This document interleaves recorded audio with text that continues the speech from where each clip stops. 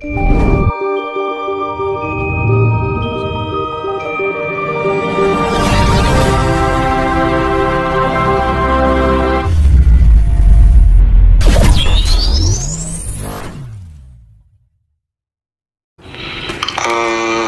kali dialog, Mas Tinus sering mengatakan bahwa Indonesia ini akan mengalami sebuah putaran yang baru. Bagaimana menjelaskan hal itu, Mas?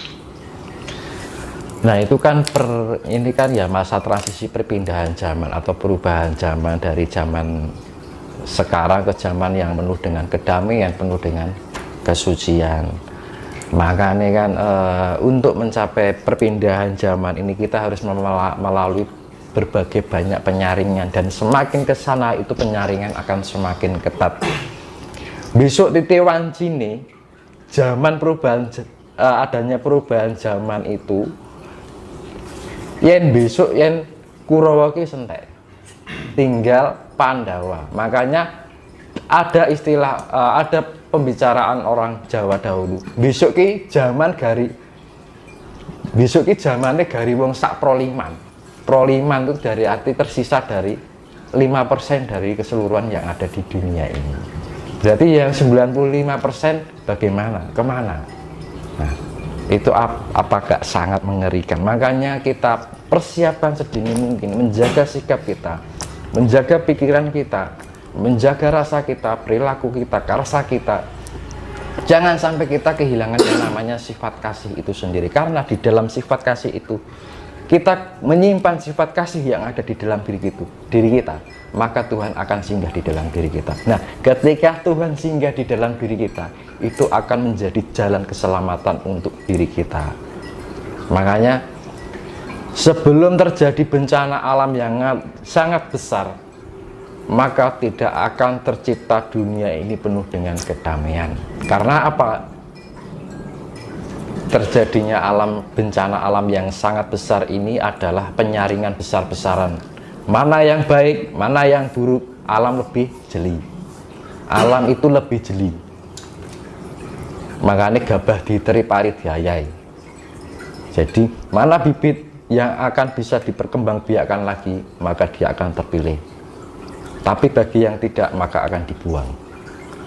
Nah, makanya kan jantraning jagat wis pisnasti ubengi cakra panggilingan. Makanya kan lah kayak ana banyu kadya ilining wareh kaya adeg-adeg tejo kang kinurung kang bakal mayungi satriya pinayungan saka jim setan datan rena sing ora kepayungan dadi cakra panggilingan mubeng kiter ora tau menep ora tau wening amung katut rinutut jaman gingsir, ya kan. Amung gugu karep kang meluk keselak meluk sak bejo bejaning wong lali isih sugih hayuning kabejan wong kang eling nan waspada. Makanya kan kita harus persiapkan diri sedini mungkin, kita belajar bagaimana kita menjadi pribadi yang penuh welas asih. Kuncinya sederhana, Mas. Untuk menjadi jiwa welas asih itu tidak mudah loh. Kita lagi sombong sedikit aja kita sudah kehilangan welas asih, ya kan, tanpa kita sadari, ya kan. Kita merasa diri benar, itu sudah kita tidak disadari, kita sudah kehilangan kasih. Kita merasa paling baik, tanpa disadari kita sudah kehilangan kasih. Makanya orang baik tidak pernah mengaku dirinya baik, ya kan. Sama saja orang yang salah tidak pernah mengaku dirinya salah, ya kan. Tapi kebanyakan zaman sekarang orang salah mengaku benar, orang jahat mengaku baik.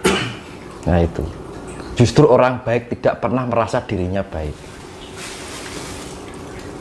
Orang pandai tidak pernah merasa dirinya pandai, dia masih merasa banyak kekurangannya. Makanya kan kita lebih baik mengendalikan diri kita agar menjadi pribadi yang lebih lembah manah atau rendah hati. Makanya transisi pergantian zaman ini itu seleksinya sangat luar biasa. Ini nanti belum terjadi benturan antara manusia dengan manusia, yaitu tadi simbol dari Sengkuni dan Durna itu tadi. Makanya kita lebih waspada dengan sifat Durna dan Sangkuni. Sangkuni itu sifatnya orangnya santun, lembut, tapi dibalik siasatnya itu penuh dengan kebatilan. Kelihatannya baik, tapi ternyata dia telah menghasut semuanya. Dan Durna, sifatnya Durna itu bagikan seorang pandita. Kelihatannya memberikan ujaran-ujaran tentang kebaikan, tapi ujung-ujungnya melari. Hanya sebuah pancingan untuk mengarahkan pada hal yang menjadi sebuah pertikaian. Contohnya ki, wong khotbah ini, ya kan? Orang ya, yang mendengarkan itu tidak berpikir dengan nalar, hanya wah saya memegang omongannya seorang imam kok. Nah, ini contoh ini. Kata-katanya ini, tapi kata-katanya itu membuat sesuatu yang berakibat pertikaian, ya kan? Contohnya agama A, agama B, yang baik agama ini mendukung ini memberikan ajaran kebaikan, tapi untuk kalangan ini saja dianggap ajaran lain itu adalah tidak sempurna dari lebih dari ini kan gitu. Nah, itu sama aja istilahnya ajaran garis keras, iya kan? Lu ajaran Jawa garis keras pun ada. Lu tidak hanya ajaran agama dari ajaran dari Nusantara, luar Nusantara. Agama pun ajaran Jawa pun bisa menjadi ajaran garis keras. Contoh nih, misalkan, wah,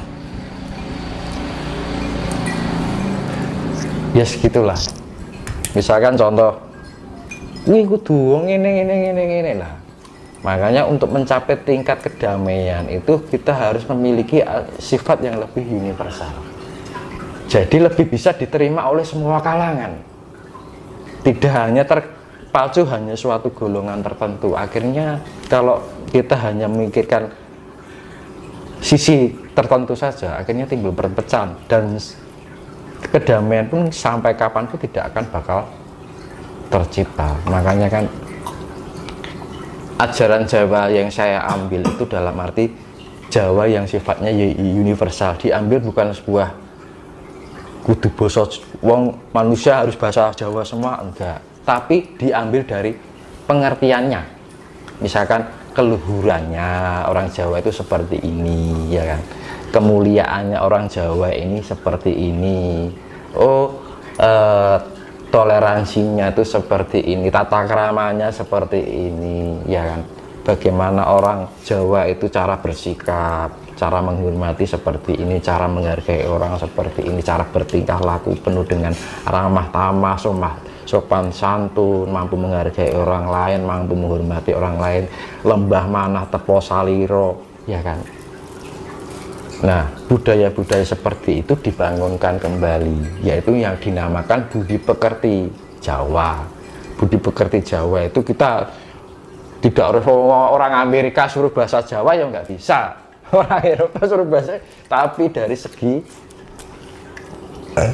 kebudayaan tata kehidupannya, keluhuran dari ajaran-ajaran Jawa itu tadi. Jadi bukan sesuatu yang harus saklek Jawa, enggak. Jadi lebih bisa diterima semua kalangan, tapi lebih mengarahkan pada sebuah keluhuran. Karena orang Jawa itu, yaitu saya kembalikan, kehidupan ini tidak melulu antara benar dan salah, tapi keluhuran dan kebaikan dan kesalahan yang tidak dilengkapi dengan sebuah keluhuran sama juga bohong. Makanya kan dalam arti ajaran budi pekerti Jawa ini yang dienut itu adalah keluhurannya, ya gitu. Pertanyaan terakhir Mas, ketika seseorang terjebak dengan materi maka dia akan kehilangan kenikmatan hidup. Bagaimana mensikapi hal tersebut Mas? Nah, orang sekarang kan hanya memikirkan kebutuhan raga, iya kan. Kebutuhan rohnya itu kan apa dipenuhi? Kan enggak. Padahal kebutuhan roh ini ketika kita penuhi dari cahaya merah, ya saya kembalikan itu tadi, menjadi hijau, menjadi jingga, menjadi kuning, menjadi hijau, menjadi biru. Nah, ini. Tapi kalau kita hanya menikmati kehidupan yang hanya mencukupi kebutuhan secara raga, tapi kebutuhan secara rohani ini tidak dipenuhi, Ya kita bisa menikmati dunia ini tadi sama aja, ya sama aja itu kayak tadi saya bilang, orang itu khawatir dengan masa depannya, bekerja keras, dia tidak perlu peduli dengan kesehatannya, ya kan, dan dia tidak benar-benar menikmati kehidupan yang sekarang dia jalani, ya kan, dan pada akhirnya dia sudah tidak ada, dia tidak benar-benar mengerti apa itu hidup. Makanya kan saya ulangi kembali, ketika orang itu kan kebanyakan zaman sekarang kan yang dipikir adalah kebutuhan raga. Nah, terlalu mengkhawatirkan masa depan, akhirnya dia berusaha bekerja sekuat dayanya, ya kan, akhirnya dia tidak mempedulikan kesehatannya, ya kan, tidak mempedulikan kesehatan secara kerohaniannya, ya kan, dia khawatir akan masa depannya, dan dia tidak benar menikmati kehidupan yang saat ini dijalani, ya kan? Dan pada akhirnya dia tidak benar-benar mengerti apa itu hidup, pura menderita seperti itu, ya kan. Makanya kan perlunya prihati itu kan gunanya untuk pengendalian diri, agar kita tidak liar. Karena apa? Orang kalau sudah ngerasa kenikmati rogo, ya kan, penake raga, wah kita bisa hidup di ruang AC, numpak mobil mewah, makan enak, ya kan? Itu kan hanya kebutuhan secara fisik, tapi non fisiknya terabaikan. Makanya perlunya spiritualitas itu agar apa?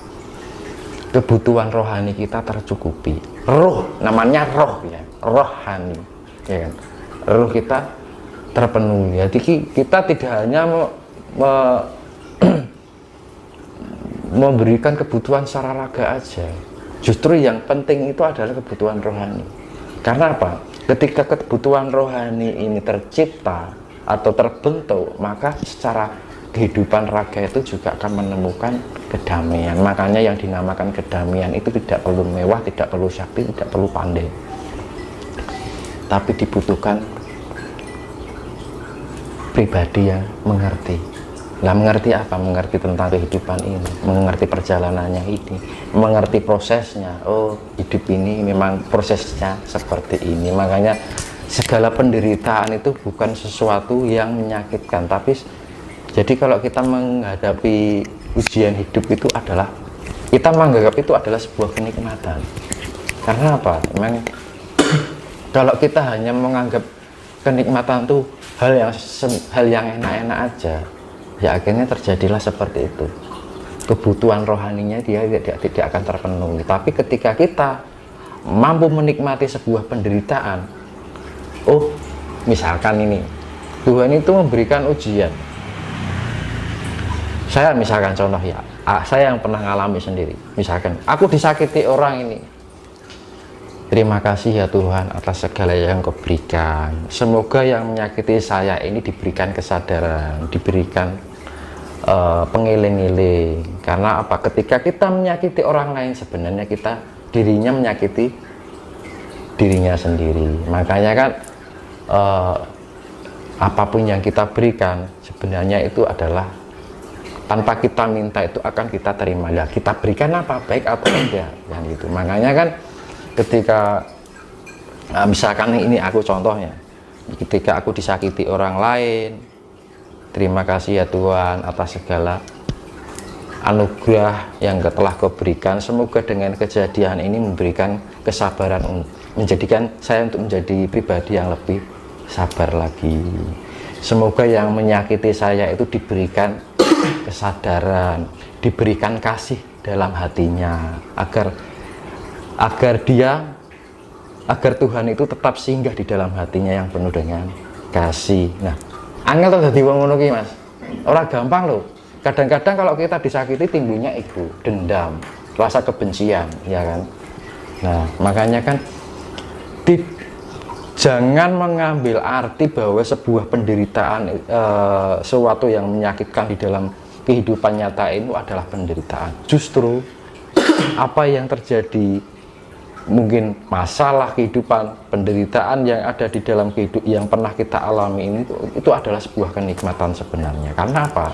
Kita bisa menjadi mengerti, kita bisa menjadi dewasa, kita menjadi bijaksana. Karena apa? Kita mempelajari segala perjalanan yang mungkin penuh dengan masalah, ya kan? Kita pelajari, oh, saya mendapatkan masalah ini nih, terima kasih ya Tuhan, ini tak pelajaran, saya pelajari. Dikasih bahan, kita pelajari. Misalnya ini Tuhan mengasih pelajaran, berarti ini masalah. Oh, saya harus begini. Oh, saya harus lebih sabar lagi, ya kan? Tambah naik level, ya kan? Makanya ketika orang membuang energi, kita mendapatkan energi, ya kan? Orang menyakiti kan membuang energi kan, ya kan? Kalau kita menerima dengan ikhlas dan sabar, kita mendapatkan energi, naik level. Terima kasih ya Tuhan, saya naik level. Nah, sing anu kan, ya maafkan kan gitu kan, makan itu kan bukan salah kita juga, karena salah dia sendiri. Makanya seperti itu kan, kita doakan yang menyakiti kita atau mungkin buat kita kecewa, kita doakan semoga di dalam hatinya disentuh oleh kasih. Maka ketika di hati dia ada tumbuh rasa kasih, maka Tuhan akan singgah di dalam hatinya. Makanya kan, kenapa orang itu selalu dibentur masalah? Agar kita menyadari, oh, kadang-kadang kan zaman sekarang itu sadar kalau ketika lagi dapat masalah lagi sadar, ketika senang lupa, ya kan? Nah, ketika kita senang, kadang-kadang aku kalau diberikan kesenangan malah khawatir, jangan-jangan nanti saya lupa kan gitu. Nah, makanya kan lebih perlu pengendalian diri. Nah, pengendalian diri itu kan didasari oleh, yaitu tadi dibangun dengan sebuah spiritualitas. Kita lebih menjaga diri. Segala sesuatu kalau kelebihan juga nggak baik, kekurangan juga nggak baik, terlalu maju juga nggak baik, terlalu mundur juga nggak baik. Makanya hidup itu perlu di tengah-tengah. Nah, tengah-tengah itu sifatnya netral. Jadi nggak di atas, nggak juga di bawah, nggak di kanan, nggak di kiri, nggak di depan, nggak di belakang. Makanya timbullah pancar. Nah itu kan. Kalau kita sudah mencapai pancar kan ada sebuah keseimbangan begini. Kan gitu. Ora uling, ora berat sebelah gitu loh. Nah kalau kita sudah seimbang itu, maka timbul keselarasan. Dan keselarasan di situ adalah letak kedamaian. Makanya kan keharmonisan itu modal dasar dari sebuah kedamaian. Kalau kita tidak mampu membangun keharmonisan di dalam kehidupan ini, sampai kapanpun kita tidak akan menemukan kedamaian. Ojo duweni sifat serakah, ojo duweni sifat angkara murka, karena angkara murka itu akan menjebak diri kita sendiri.